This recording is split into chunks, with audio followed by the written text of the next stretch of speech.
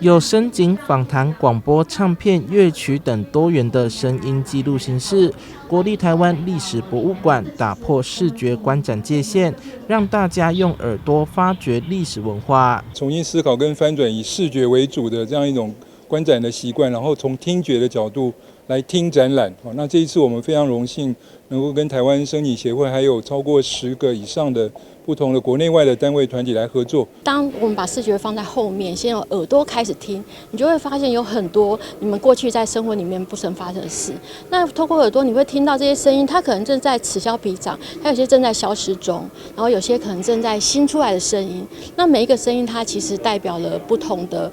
事情、不同的文化在改变、不同的人。那可以透过这些声音的变化，你就会慢慢的感觉到这些文化上的不同。那这些事情呢，其实如果只是透过眼睛，你可能会听不到它们。用声音作为记忆载体，能听到在地安平的腔调、太平山的森林、东港迎王祭典等台湾这块土地的声音，还有 COVID-19 这场疫情，用听觉串联起台湾与世界的共同记忆。当中，央广也从近20万笔的声音资料库中，提供珍贵的声音档做策展。博物馆或美术馆，他们开始重视声音，甚至以声音为主体做策展。这在国外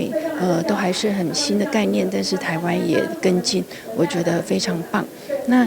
把声音立体化、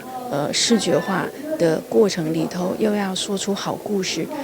是策展人的功力。那这次我刚刚看了展览，我觉得很了不起。跳脱视觉所主导的文化认知，从熟悉的日常声音出发，跨越时间、空间以及语言，从中发现台湾历史与文化多样性，探索声音记忆的无限可能。记者杨怀谈的报道。